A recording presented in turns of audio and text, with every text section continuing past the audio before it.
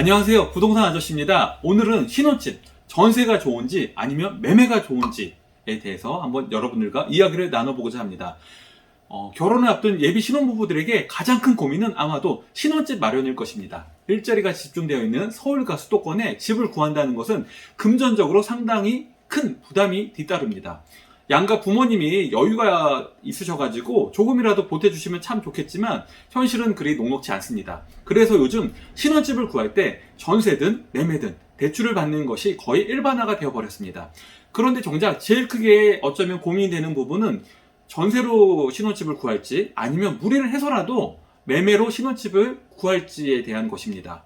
저도 예전에 신혼집을 구할 때 이와 같은 고민을 많이 했었습니다. 저는요, 친구들에 비해서 약간 늦은 나이에 결혼을 한 편이었는데요. 그래서 그동안 번듯한 아파트라도 한 채 마련해 놓았으면 참 좋았으련만 여기저기 조금씩 투자해 놓은 것들 때문에 그 당시 제가 마련할 수 있는 현금으로는 약 7천만 원 정도가 전부였습니다. 아내. 그러니까 그 당시 여자친구는요, 저보다 3천만 원이 많은 1억 원 정도를 모아 놓았는데요. 그래서 저희는 1억 7천만 원 정도의 자금을 가지고 신혼집을 알아보아야 했습니다. 결혼 후에도 맞벌이를 계획하고 있었기 때문에 아내의 직장이 위치한 경기도 부천에서 신혼집을 구하기로 했습니다. 친구들처럼 아파트에서 신혼살림을 시작하고 싶다는 마음은 정말 컸는데요. 하지만 그러자니 대출을 많이 받아야 한다는 것이 부담으로 다가왔습니다. 그 당시 저희 자금으로 대출 없이 살 수 있는 집은 10년 정도 된 빌라 정도밖에 없었습니다. 거주 목적으로 빌라를 매수한다는 것은 아내가 그리 탐탁치 하지 않았습니다. 그래서 아내는 부담 없이 빌라를 매수하기보다는 전세로 한번 살아보자 이렇게 저에게 제안을 했습니다.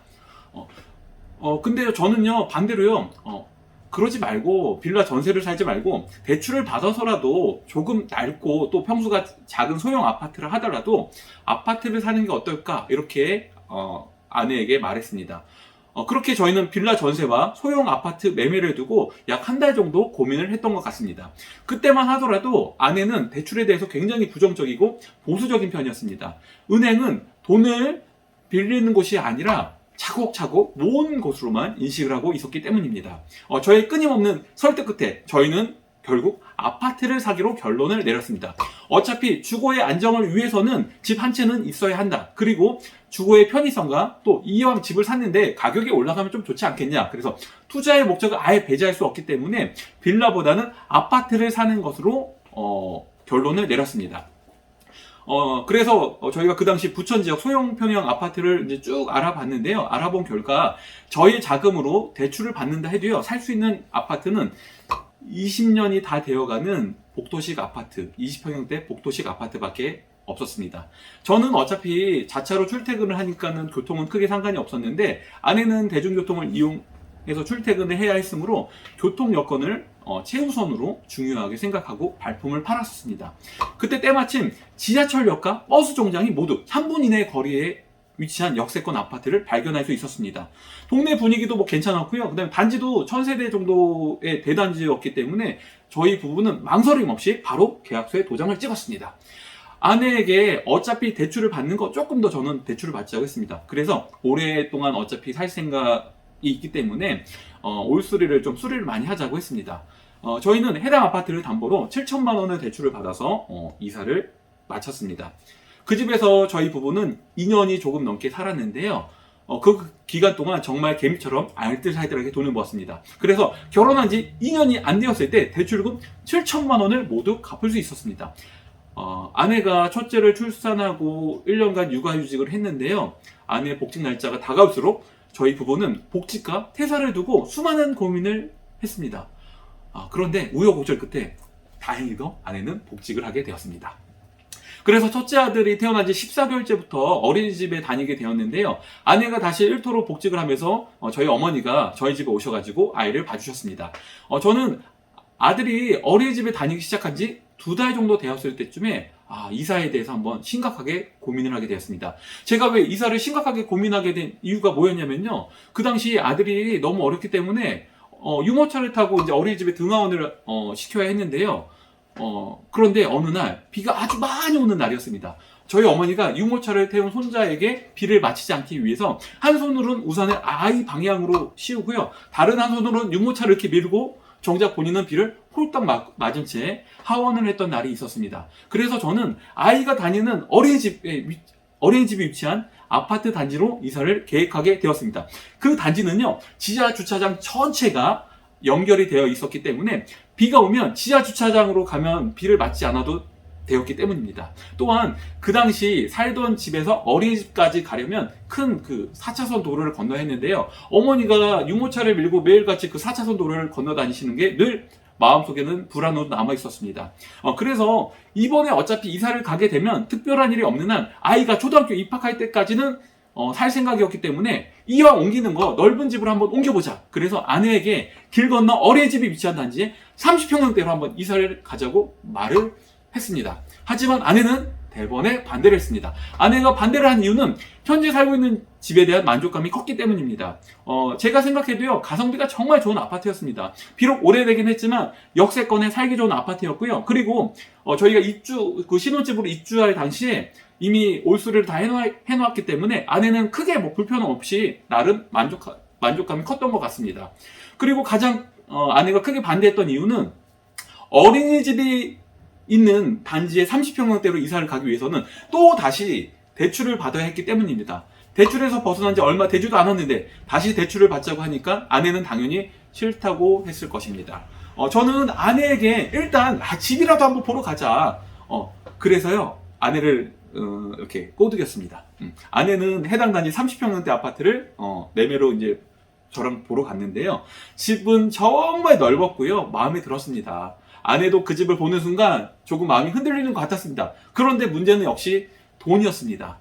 살고 있는 집을 정리해도요, 상당한 액수의 대출을 다시 받아야 했기 때문입니다. 그래서 저희는 차선책으로 그럼 30평형대가 부담스러우면 같은 단지 20평대라도 한번 보자. 그래서 제가 또 아내를 설득했습니다. 20평대를 보자고요.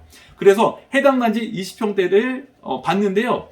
복도식 아파트에 살다가 계단식으로 되어 있는 아파트를 보니까 실사용 면적이 정말 넓어 보였습니다. 그리고 무엇보다요, 해당 아파트는 2m 광복 발코니였는데요. 저희가 본 집은 거실 쪽과 작은 방 쪽 발코니가 모두 확장이 되어 있어서 얼핏 보면요, 30평형대 아파트처럼 넓어 보였습니다.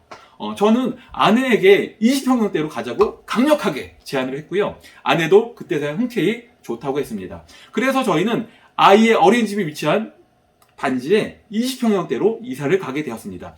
그 당시 새로 이사갈 아파트의 매매가는 3억 2천만 원이었습니다.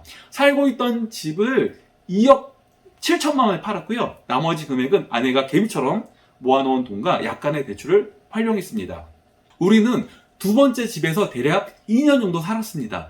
둘째 아이 더 살고 싶었는데요. 둘째 아이 어린이집 문제 때문에 다른 곳으로 불가피하게 이사를 했어야 했습니다. 두 번째 집은 저희가 3억 3천만 원의 전세를 놓았습니다. 물론 지금은 더 가격이 많이 올랐습니다. 그래서 2021년 11월 현재 전세 가격은 5억 원이 넘었고요. 매매가는 더 큰 폭으로 상승해 있습니다. 세 번째로 저희가 이사를 준비하면서 저희 부부는 아이들의 교육과 주거 환경을 위해서 우리도 서울에 한번 가자. 그래서 서울 상급지의 30평형대 아파트를 목표로 삼았습니다. 그런데 두 번째 집 말고 다른 곳에 또 투자를 이미 해놓은 상태였기 때문에 서울에 투자를 할 만큼 자금 여력이 되지 않았습니다. 그래서 저희 부부는 고심 끝에 몸테크를 하기로 결정을 했습니다. 아이들이 초등학교에 입학하기 전까지 몸테크를 하고요. 그 이후에 개선장군처럼 서울 상급지에 위치한 30평형대 아파트에 실입주를 하겠다는 원대한 계획을 세우게 되었습니다. 그래서 두 번째 집에서 전세보증금으로 받은 돈과 여기저기서 끌어모은 돈을 합쳐가지고요, 3억 5천만 원을 만들어서 서울에 아파트를 전세를 끼고 사놓을 수가 있었습니다. 그리고 우리는 저희는 세 번째 집으로 빌라 월세로 이사를 해야만 했습니다. 저희 가족은 이렇게 소위 말하는 몸테크를 한 2년 정도 했습니다. 그 기간 동안 저희가 사놓았던 서울의 30평형대 아파트는 크게 가격이 상승해 있었습니다. 이렇듯 저는 결혼을 하고부터 자산이 본격적으로 늘어났습니다.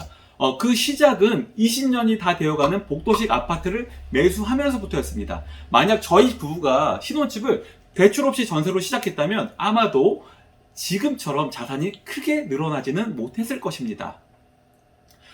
사무실에 찾아오는 예비 신혼부부들에게 가끔 전세가 좋을까요? 아니면 매매가 좋을까요? 라는 질문을 듣게 됩니다. 저의 경험과 주변 사람들의 경험을 바탕으로 감당할 수 있는 범위 내에서 대출을 받아서 비록 오래되고 평수가 작은 구옥이라도 매매를 선택하라고 저는 조언을 해줍니다. 물론 꼭 결과가 그렇지는 않지만 그래도 상당수가 신혼집을 전세로 시작했을 때보다 매매로 시작했을 때가 자산을 불려가는 속도가 훨씬 빠름을 많이 보았기 때문입니다. 혹시 지금 전세냐 아니면 매매냐로 신혼집을 고민하고 있는 예비 신혼부부가 있다면 오늘 영상을 보시고 어떤 선택을 하게 될지 저는 매우 궁금합니다. 과연 여러분이라면 어떤 선택을 하실까요?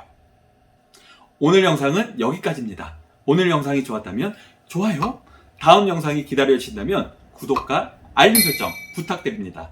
감사합니다.